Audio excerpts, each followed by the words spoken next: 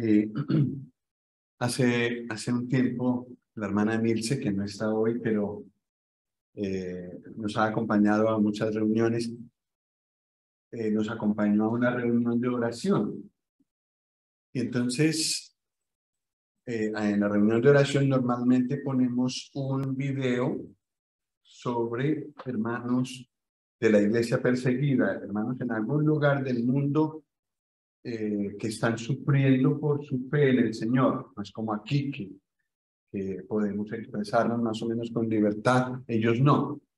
Entonces, al ver una hermana que tenía que esconder su Biblia, porque si la cogen se la decomisan y la pueden poner prisionera, reuniéndose en un bosque con hermanos eh, que se van reuniendo allí porque saben, pero no, nadie se puede enterar.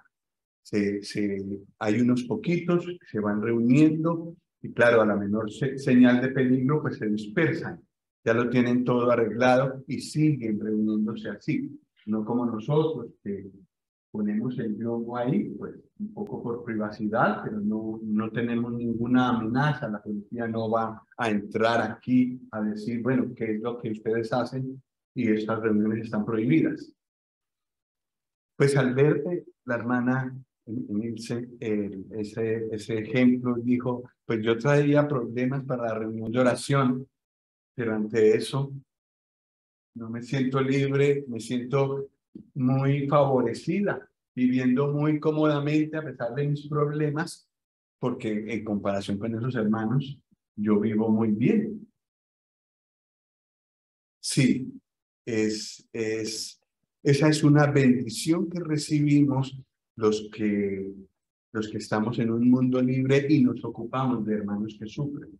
También de hermanos que sufren entre nosotros. Si hay una persona con una enfermedad seria o como estos hermanos que perdieron su hijo, un sufrimiento grande, para aquel que se inclina a donde ellos, los escucha, ora por ellos, los acompaña en su dolor, hay una bendición. Y muchas veces podemos agradecer al Señor lo que nos da y somos más conscientes de las bendiciones que recibimos cuando vemos por lo que está pasando otro hermano. Y si ese hermano sigue fiel al Señor, a pesar de su gran problema, más bendición recibimos. Bueno, voy a volver a leer este poema que, como les dije, lo escribió un hermano hace unos 200 años y aunque tal vez no era consciente de todo lo que los creyentes sufren, el Señor lo guió en escribir estas palabras. Le dice al Señor, Señor, tus santos parecen. Señor, tú produces nuestro gozo, fortaleza eres en la lid. Tú, Señor, en gloria has entrado tras atroz dolor aquí. Desde el mundo de aflicciones vemos tu triunfante paz y tu gracia hasta el fin nos sostenga si la vida hemos de dar. A los tuyos tú te inclinas en todo pueblo y nación.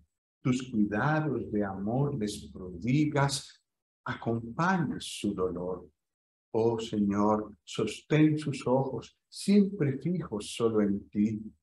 Todo el mal que a ellos les producen, tú recibes sobre ti. Este poema se puede cantar con una de las músicas de nuestro himnario. Quizás alguna vez pueda ensayar suficiente para poderlo cantar aquí. Sí. Vamos a continuar con la iglesia sufriente de Esmirna, en Apocalipsis 2, del 8 al 11, para mirar allí elementos que necesitamos para entender este asunto del sufrimiento del creyente, porque nos puede pasar a nosotros.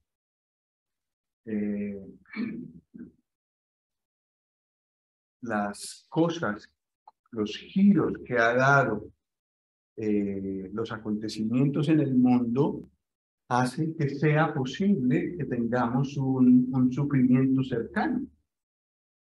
Si la cuestión de la guerra se extiende, podemos vernos en un estado así. Entonces, el Señor quiere y nos dio esta porción y quiere que la estudiemos en parte para prepararnos si llega un momento así. Desde Colombia uno piensa que en España todo es muy tranquilo, que todo va muy bien. Eso fue antes de la guerra. Pero, y allá teníamos más amenazas y también veíamos que los problemas para los creyentes podrían aparecer en cualquier momento. Pero aquí se han acercado los problemas también. Entonces, quizás el Señor nos esté preparando para eso, al mostrarnos esta porción. Voy a permitirme leer esta porción de nuevo. Es corta, pero con mucha sustancia. Apocalipsis 2:8. Y escribe al ángel de la iglesia en Esmirna, el primero y el postrero, el que estuvo muerto y vivió, dice esto: yo conozco tus obras y tu tribulación y tu pobreza, pero tú eres rico. Y la blasfemia de los que se dicen ser judíos y no lo son, sino sinagoga de Satanás. No temas en nada lo que vas a padecer. He aquí el diablo echará a algunos de vosotros en la cárcel para que seáis probados y tendréis tribulación por 10 días. Sé fiel hasta la muerte y yo te daré la corona de la vida. El que tiene oído, oiga lo que el Espíritu dice a las iglesias.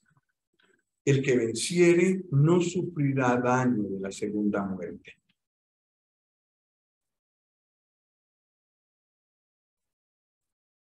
¿Qué mensaje tiene el Señor para nosotros en esta iglesia? Bueno, varios. El versículo 8, el Señor escribe a los responsables, a los hermanos que llevan el liderazgo, digamos, en la iglesia en Esmirna, la iglesia que sufre, y les dice, y se presenta como el primero y el postrero, el que estuvo muerto y vivió. Él dice eso. Lo que leímos lo dice el que es el primero y el postrero. Antes de él no hubo nadie y después de él no hay nadie tampoco. Y en medio de el principio y del fin está lo que él sigue diciendo ahí: estuvo muerto y vivió. Ahora vive para siempre. Con él termina todo. Entonces, la muerte y el sufrimiento de esta iglesia no es el final de todo. Y el Señor, en lo que les dice, como vimos la vez pasada, les muestra que después del sufrimiento sigue la gloria. Eso es muy bonito y muy alentador. Para estos hermanos, por ejemplo, que perdieron a su bebé, es muy alentador saber que el final no es el dolor, sino que Él puede darles consuelo, Él puede darles otro hijo, o Él sabe consolar, Él sabe darnos lo que necesitamos. El sufrimiento no es el final. ¿Y quién lo dice? El que está al principio de todo y sabe todo lo que hay después. Después vinimos todos nosotros, ha venido toda la historia, todos los seres humanos.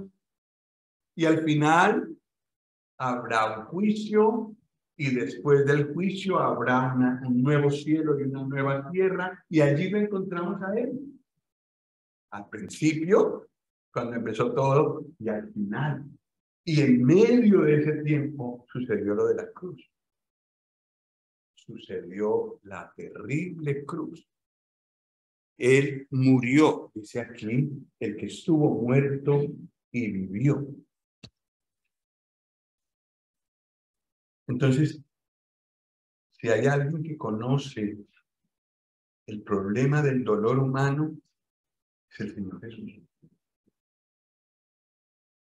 Nadie me puede entender como Él. Job tuvo un gran dolor, terrible, y 3 amigos vinieron a consolarlo, y no lo lograron. Ellos hicieron lo mejor que pudieron, fallaron. El Señor tiene que decirlo al final del libro de Job, que fallaron en lo que hicieron, no lo pudieron consolar, no lo entendieron. Y esa es una cosa muy real en nuestro sufrimiento. Escucharemos algunas cosas que solo añaden dolor a nuestro dolor. Pero del Señor Jesús escucharemos lo que necesitamos: consuelo, fortaleza. Sí, tenemos que ser reprendidos, porque puede pasar que el dolor que estamos padeciendo nos lo buscamos nosotros. Sin embargo, Él también tiene una palabra de aliento para levantarnos aunque estemos caídos. Entonces, el Señor Jesús entiende nuestro dolor. Pero lo curioso es que aquí no se refiere a una persona, escribe a una iglesia. Es decir, que como iglesia también podemos sufrir y también podemos ir a donde el Señor y podemos tener de parte suya consuelo, fortaleza, visión, ánimo para continuar y sabiduría, humildad para humillarnos delante de Él, buscar su camino, buscar que nos muestre si hemos hecho algo mal y ha sido por nuestra culpa, que hay cosas que estamos padeciendo como iglesia.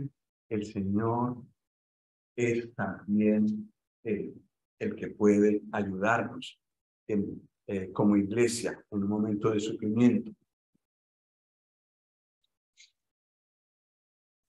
Bueno, esto lo sabemos, ¿no? En la cruz el Señor Jesús no se defendió pudiendo. Se entregó, facilitó las cosas a sus verdugos. El Señor Jesús no puso su mirada en la cruz. Hebreos 12, si puede acompañarme, fabuloso, si no, trataré de leerlo bien para que lo pueda disfrutar. Hebreos 12, 2. Hebreos 12:2, la porción principal será Apocalipsis 2, donde hemos leído, pero vamos viendo algunos versículos más. En Hebreos 12:2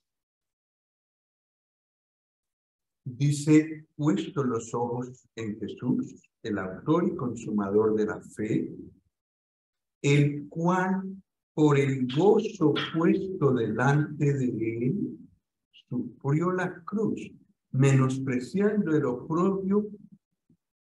Bueno, he leído con mala entonación. El cual por el gozo puesto delante de él sufrió la cruz, menospreciando el oprobio. ¿Qué pasó después? Y se sentó a la diestra del trono de Dios. Entonces, cuando el Señor Jesús estaba sufriendo, cuando estaba recibiendo el oprobio del que habla aquí, lo menospreció el oprobio. Le quitó valor. ¿Por qué? Porque sus ojos estaban adelante de la cruz, en un gozo muy grande que estaba detrás de la cruz.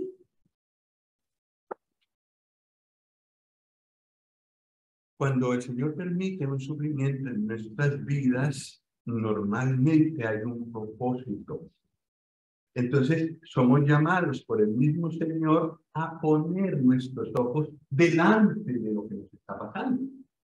salir del dolor de las cuatro paredes en las que estamos, levantar nuestros ojos y decir, Señor, tú tienes algo muy grande preparado después de esto. Ayúdame a poner mis ojos en ese gozo que está delante de lo que me está pasando. Eso hizo el Señor Jesús y eso hizo que Él menospreciara el oprobio. Tuvo oprobio.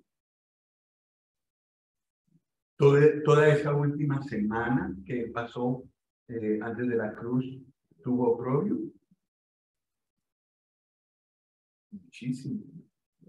Tuvo insultos, tuvo la negación de Pedro, la traición de Judas, todo lo que le dijeron mientras él estaba colgado en la cruz, todo eso lo hizo sufrir mucho, aparte del dolor físico. El Padre lo desamparó, Dios lo desamparó por primera vez. Un dolor muy grande, muy grande. Se sometió a ese dolor por nosotros. Y nosotros fuimos los culpables de que Él fuera a la cruz. Si no hubiéramos pecado, Él no hubiera necesitado ir a la cruz. Pero como pecamos, elegimos pecar, Él fue a la cruz. Porque era la única manera de ofrecernos salvación. Y eso desde allí quedó determinado para todas las personas que estamos aquí y los que han existido a través de toda la historia. Si una persona no se refugia en el Señor Jesús, no le pide que lo salve, no tiene alternativa, no hay otra. No hay otra, ni una religión, ni una filosofía, nada lo puede salvar. Fuera del Señor Jesús está perdido. Y así estábamos todos. Sí, como dijo el hermano Josué, este es el caso de alguno de nosotros aquí, el Señor vuelve a dar una oportunidad para buscarlo a Él, porque solo Él puede salvarnos, nadie más. No, si rechazamos al Señor Jesús, ya sabemos, está decretado por Dios que un solo destino tenemos, y es el infierno. Muy justo, nos lo hemos ganado, bien ganado, por nuestros pecados. Los que llamamos grandes, los que llamamos pequeños, pero que para Dios son grandes, igualmente. Delante de su santidad, de su pureza, son enormes. El Señor Jesús se entregó y en medio de la cruz puso los ojos en el gozo que había después. Y eso lo necesitamos recordar vez tras vez. Si usted no se acuerda de esto, acuérdese de esa frasecita tan conocida entre los creyentes, puestos los ojos en Jesús. Cuando esté usted en medio de un problema que le duela todo, como Job, que tenga muchos problemas, uno tras el otro, ponga los ojos en Jesús y en lo que Él padeció. Y pídale que le enseñe a poner sus ojos, no en todo lo que le está pasando, con mucho que sea, y en el gozo que hay con lo que Él tiene preparado después del sufrimiento.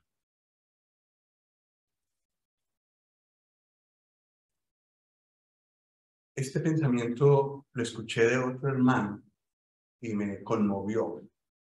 También me trajo lágrimas.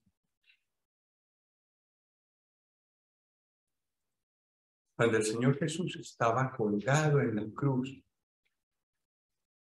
el Padre no actuó.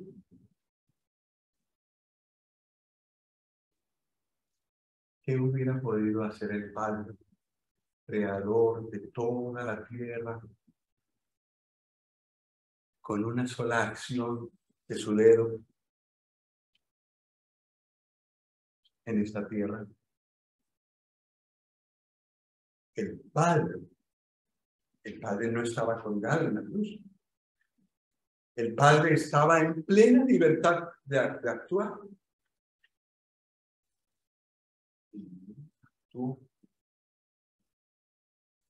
Eso me conmovió mucho, porque el Señor me ha concedido también ser padre. Y los que somos padres sabemos lo que significa un hijo para nosotros.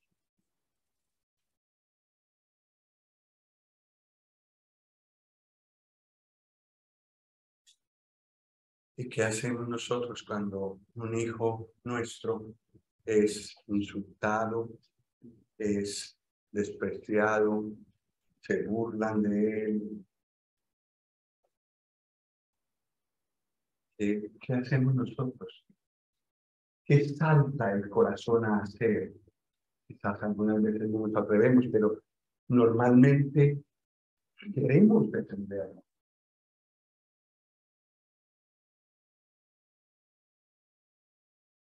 El amor que el Padre tiene por el Señor Jesús, su Hijo, es un amor que nosotros no conocemos.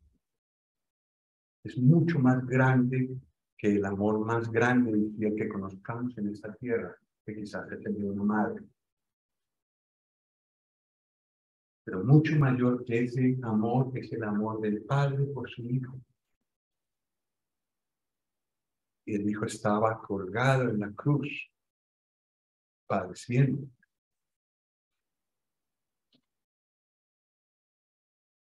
Entre las 12 del mediodía y las 3 de la tarde, Dios mismo cargó en el Señor Jesús el pecado de todos nosotros. No son palabras mías, Isaías 53 lo dice. Dios cargó en él el pecado de todos nosotros. Esa expresión es única en toda la Biblia. Normalmente cuando se confesaban los pecados en el Antiguo Testamento sobre un animal, eran los sacerdotes u otras personas las que hacían ese acto y cargaban sobre el animal el pecado de la persona pecadora. Pero en la cruz, Dios cargó sobre el Señor Jesús el pecado de todos nosotros.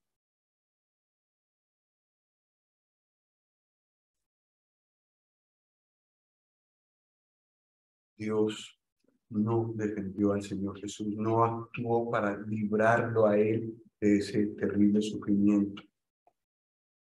Y eso es impresionante. El Señor Jesús no se defendió, se entregó. El Padre no actuó para defenderlo, entregó a su Hijo. Dios sí tomará cuenta de lo que se hizo allí en ese momento en la cruz, pero el juicio está al final. Dios sí ve y le afecta cuando una persona hace un mal en esa tierra, en estos momentos.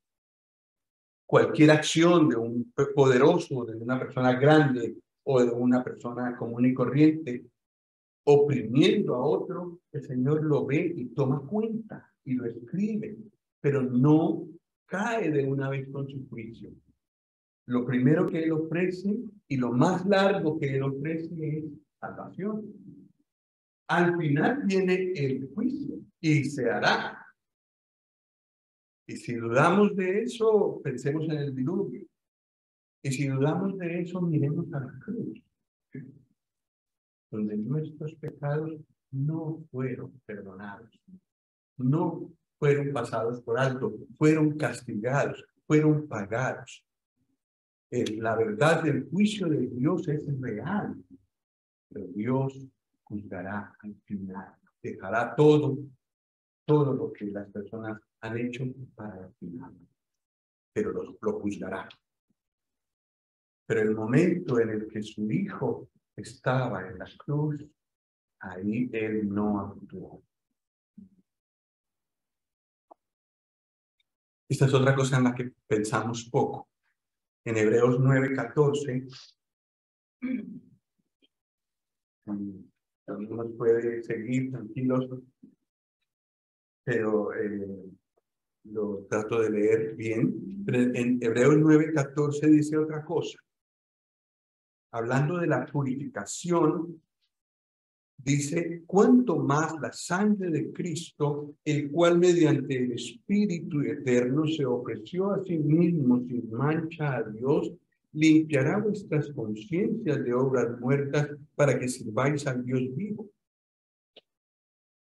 Aquí tenemos al Espíritu Santo, al Espíritu eterno. El Señor Jesús se ofreció a sí mismo sin mancha a Dios allí en la cruz, derramó su sangre, pero lo hizo por medio del Espíritu Eterno. Así que el Espíritu Eterno estaba presente en la crucifixión.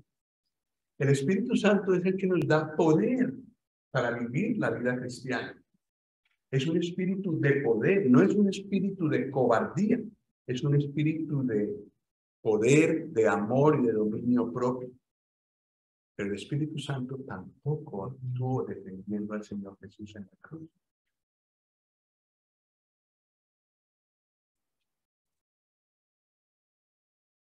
El sufrimiento del Señor Jesús es muy difícil de comprender completamente. Y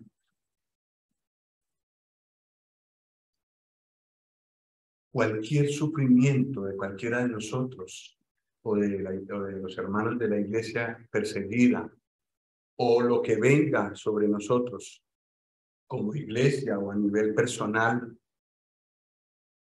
cualquier cosa de esas, por dolorosa y angustiosa que sea, es menor que lo que él sufrió en la cruz.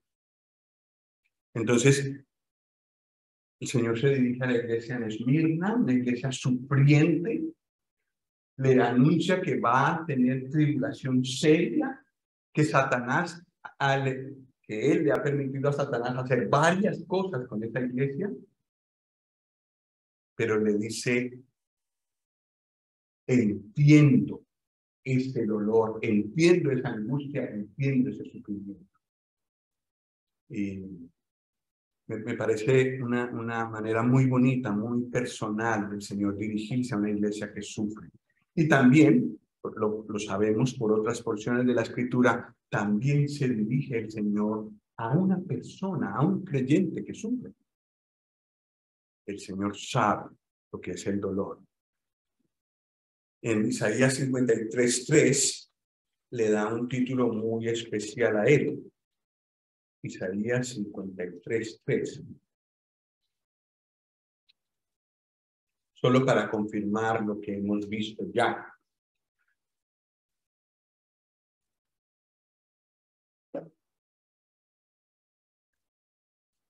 Si alguno de nosotros se ha sentido despreciado, menospreciado, que no lo estiman, que lo desprecian, que lo tiran, que lo tienen como nada, escuche bien este versículo. El Señor Jesús, se dice del Señor Jesús, despreciado y desechado entre los hombres, varón de dolores. Ese es un título de él. Experimentado en quebranto. Y como que escondimos de él el rostro, fue menospreciado y no lo estimamos. Entonces, en medio del dolor podemos decirle, Señor, tú eres el varón de dolores y muy experimentado en quebranto. ¿Cómo estoy yo? Ayúdame.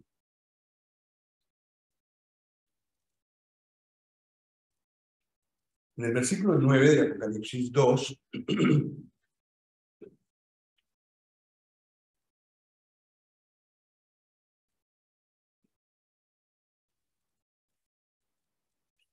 dice el Señor, yo conozco tus obras y tu tribulación y tu pobreza y la blasfemia de los que se dicen ser judíos y no lo son, sino sinagoga de Satanás. El Señor conoce lo que esta iglesia hacía y también conoce su problema. Esto sí que me gustó leerlo. Conoce su tribulación. Yo conozco tus tribulaciones. El Señor siente esa tribulación. Hemos visto en otras ocasiones que cuando el Señor se encontró de frente contra un perseguidor muy fiero que tenía, que era Saulo de Tarso, le preguntó: ¿por qué me persigues? Saulo estaba persiguiendo a los creyentes. ¿Cómo es que el Señor le dice: ¿por qué me persigue? Porque lo que se le hace a un creyente se le hace al Señor Jesús. Él lo siente personalmente. Por eso tenemos que tener cuidado cómo nos dirigimos ante un creyente. No sea que ofendamos al Señor. En Mateo 25, vamos a leer ahí porque esa porción la leemos de otra forma, la leemos pues con otro énfasis, pero es interesante leerlo. Mateo 25, 41. En el momento de juicio sobre las naciones, el Señor dice en el versículo 41, Mateo 25, 41, entonces dirá también a los de la izquierda: apartaos de mí, malditos, al fuego eterno preparado para el diablo y sus ángeles. Porque tuve hambre y no me disteis de comer, tuve sed y no me disteis de beber, fui forastero y no me recogisteis, estuve desnudo y no me cubristeis, enfermo y en la cárcel y no me visitasteis. Entonces también ellos le responderán diciendo: Señor, ¿cuándo te vimos hambriento, sediento, forastero, desnudo, enfermo o en la cárcel y no te servimos? Escuchemos lo que el Señor dice. Entonces le responderá diciendo: de cierto os digo que en cuanto no lo hicisteis a uno de estos más pequeños, tampoco a mí lo hicisteis. E irán estos al castigo eterno y los justos a la vida eterna. Es el mismo principio. El hacerle algo a un creyente es hacérselo a él. Y el dejar de hacer algo a un creyente es dejar de hacérselo a él. Eso está muy claro aquí. Entonces, el Señor Jesús toma a los suyos como parte de él. Dice en otro lugar: somos parte de su cuerpo, de su carne y de sus huesos. Es por eso que el sufrimiento de un creyente, el Señor lo siente. Es por eso que el sufrimiento de una iglesia, el Señor la siente. Y esa es una verdad que nos ayudará mucho cuando estemos en medio de un sufrimiento. Cuando el Señor se presentó a Pablo para hacerle el reclamo por perseguirlo a él, cuando estaba persiguiendo a los creyentes, el Señor Jesús le dejó ver un poquito de su mucha gloria. ¿Dónde estaba el Señor Jesús? Cuando habló con Pablo, en la gloria, sentado en el trono de Dios. Y le manifestó algo de la gloria a Pablo de tal manera que no pudo resistir lo que el Señor le permitió ver. Inclusive el sol a mediodía no tenía tanta luz como el Señor manifestó en ese momento al hablar con Saulo de Tarso. Desde su gloria el Señor descendió para defender a los suyos. Los hermanos de Damasco, a donde iba Saulo de Tarso, podían esperar que él los arrasara porque además tenía un temperamento muy fuerte. Él, lo que les esperaba a esos hermanos es que los arrastrara, los llevara a la cárcel, los hiciera sufrir, mejor dicho, como había hecho sufrir a otros tantos. Pero el Señor se apareció a él y lo tumbó, lo hizo caer al suelo. Y el Señor defendió a los suyos. El Señor al mal y al malo les pone límite. La última palabra no la tiene ni siquiera el diablo. El diablo hizo cosas con la iglesia de Esmirna, como hemos leído.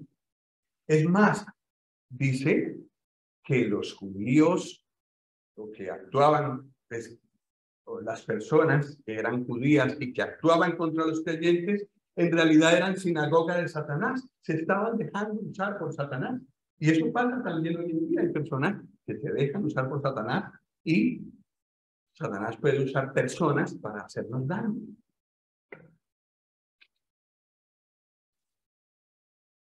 Pero aún a Satanás el Señor le pone límite. Hasta aquí llegará el orgullo de tu obra, de tu trabajo, de lo que tú quieres hacer. Hasta aquí. Y de ahí no puedes pasar. Y no pasa. Lo vemos también en Job. El Señor, desde el cielo donde está, se inclina para ver el problema de los suyos, para acompañarles en su problema. Y eso es cierto hoy y será siempre cierto. También para estos hermanos que nos han, de los que hemos, por los que hemos orado, han tenido esta pérdida. Tenemos cómo el Señor actúa con la iglesia y le dices, no temas en nada lo que vas a padecer. He aquí, el diablo echará a algunos de vosotros en la cárcel para que seáis probados y tendréis tribulación por 10 días. Sed fiel hasta la muerte y yo te daré la corona de la vida. Esta es otra cosa fantástica del Señor. No nos dice, no temas, como por darnos un consuelo, como para que se nos pase, como dándonos que se nos adormezca un poco el dolor. Esperemos, que nos resignemos, esperemos. No, Él tiene esa situación en su mano. Él está activo en esa situación. No temas en nada lo que vas a padecer, aunque sea mucho, querida iglesia de Esmirna. El diablo echará a algunos de vosotros en la cárcel, si el Señor lo permitió así, para que seáis probados. Uno de los propósitos por los que el Señor permite el padecimiento de un creyente o de una iglesia es para ser probados, para ver qué hay dentro de ellos, qué hay en el seno de esa iglesia y qué hay en cada corazón. Y la única manera como eso se manifiesta es a través del sufrimiento. En las bondades, no, podemos poner una cara muy bonita, podemos tener una fachada muy especial, muy piadosa, pero es en las pruebas en donde se ve quiénes quieren. Si a mí me apuntan con un rifle, con una escopeta, o en fin, con un misil, si tú sigues confesando al Señor Jesús, te mato. Y si tú niegas al Señor Jesús, te salvas. Ahí con eso se prueba qué hay en mi corazón. ¿Qué es más precioso para mí? ¿Mi vida o Él? Lo estoy diciendo con mucho respeto, porque no sé lo que pasaría si eso sucediera realmente conmigo. Sí le pido al Señor que si llegara a suceder eso, me conceda la gracia para no negar, como ha pasado con tantos creyentes que el Señor ha sostenido. Algunos inclusive en la hoguera, con fuego debajo, y ellos empezándose a quemar, y ellos cantando. Hay varias historias de hermanos así. El Señor les concedió esa gracia y también nos la puede conceder a nosotros. Para ser probados.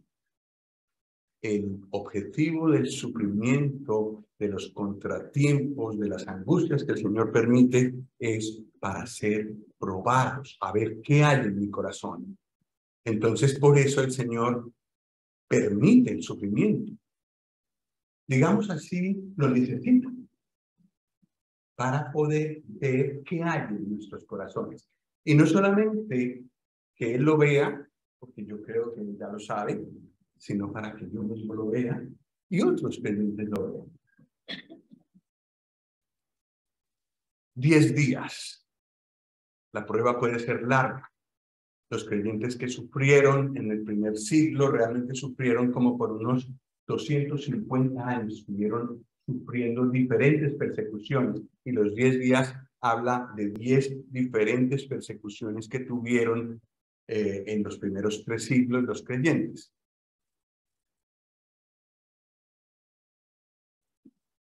Cuando somos probados, la primera cosa que se prueba es si somos verdaderamente creyentes o no. El creyente genuino normalmente persevera, es decir, pasa la prueba. El mero profesante, el que dice de labios para afuera que es creyente, pero no lo es, normalmente no pasa esa prueba. Y por eso el Señor permite esa prueba, ese padecimiento. Entonces, el Señor y nosotros necesitamos esa prueba. Cuando el creyente, el verdadero, el que pasa la prueba, ya la prueba ha quedado atrás, normalmente sale más maduro y también da mayor gloria a Dios. Por ejemplo, Pedro. Pedro negó al Señor. Y eso fue un sacudón fortísimo para su corazón orgulloso. El gallo que cantó allá, no sé cómo hacerlo. Pero el gallo representa el orgullo humano. Precisamente encarna lo que Pedro padecía en ese momento. ¿Y cómo terminó Pedro? Después de la prueba, primero la pasó. Bueno, ahora veremos otro secreto. Segundo, su vida dio gloria a Dios después de eso. La muerte de Pedro fue crucificado, pero no se sintió digno de ser crucificado con la cabeza arriba como su maestro, no se sintió digno de eso, pidió que fuera crucificado boca abajo. Y el Señor lo dice en Juan, que con esa muerte Pedro glorificó a Dios. Entonces, normalmente una prueba el Señor la permite no solo para mostrar quién soy, sino también para darme mayor madurez y para hacer que Dios reciba más gloria de mi vida. Lo mismo pasó con Esmirna, la iglesia de Esmirna. Mi hermano José Antonio me dijo la otra vez, hace 15 días, creo que fue, que se había notado que la iglesia de Esmirna es una de las pocas a las que el Señor no les recrimina nada, aquí en Apocalipsis 2 y 3. No le dice que se arrepiente, y lo mismo a la de Filadelfia. Pero uno de los casos es Esmirna. Entonces, dio gloria al Señor esta iglesia. Fue probada y alcanzó, fue aprobada. Probada y aprobada. Sí, bueno, como hemos visto, lo que tenemos que hacer, lo que tenían que hacer ellos, es poner los ojos en el Señor que está allá arriba. No sé si han notado este fenómeno, pero cuando miras para arriba, en tu dolor, te encuentras con la mirada de Él mirándote hacia abajo. Él está muy en lo alto, sobre el trono más alto que existe. y sin embargo se inclina para mirarte. Tus ojos pueden encontrar los ojos de Él, la simpatía de Él, su oído atento. Eso es muy bonito.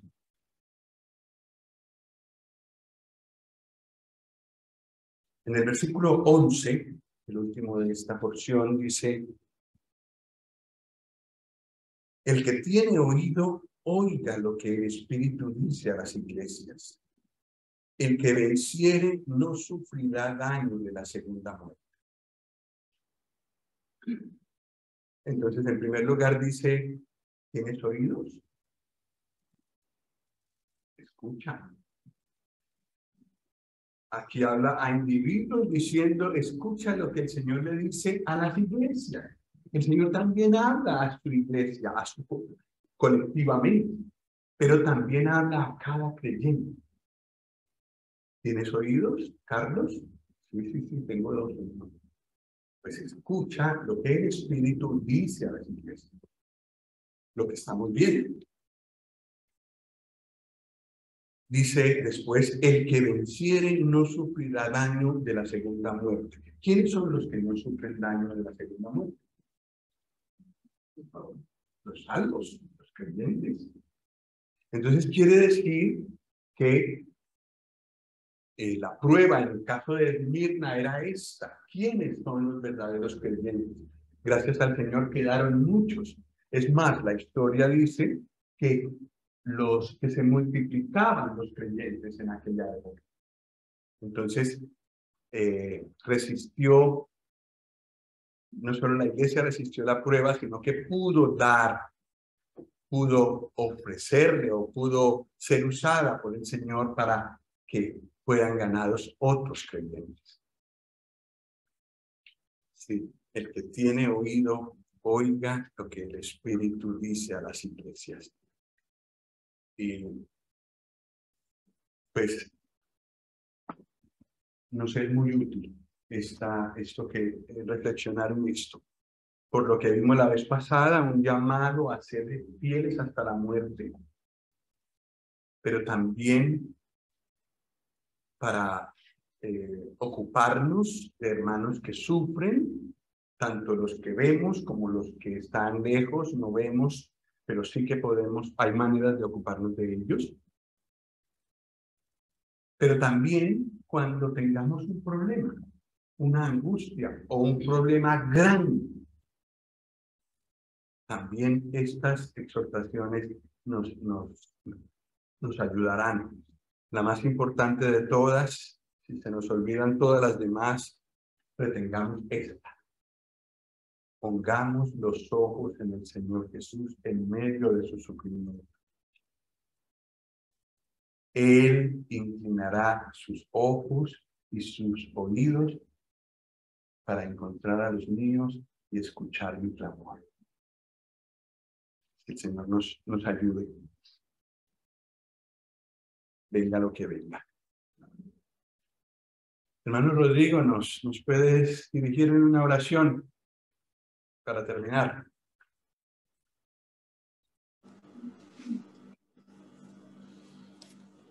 Nuestro Dios y nuestro Padre, te damos muchas gracias por tu Hijo, el Señor Jesús, que es nuestro máximo ejemplo.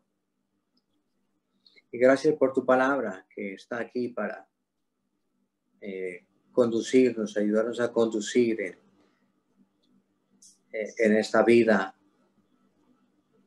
mientras esperamos el regreso de tu amado Hijo.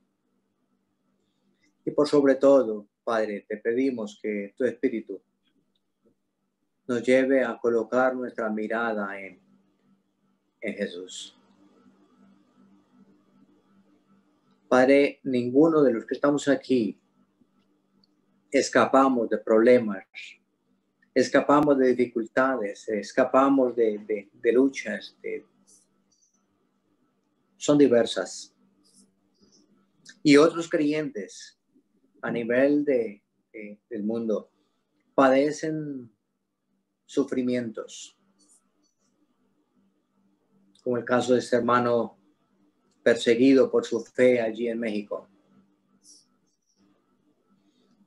Padre, son diversas las circunstancias, pero ayúdanos a colocar la mirada en ti y ayúdanos a mirar el ejemplo de tu amado Hijo, quien menospreció el más grande oprobio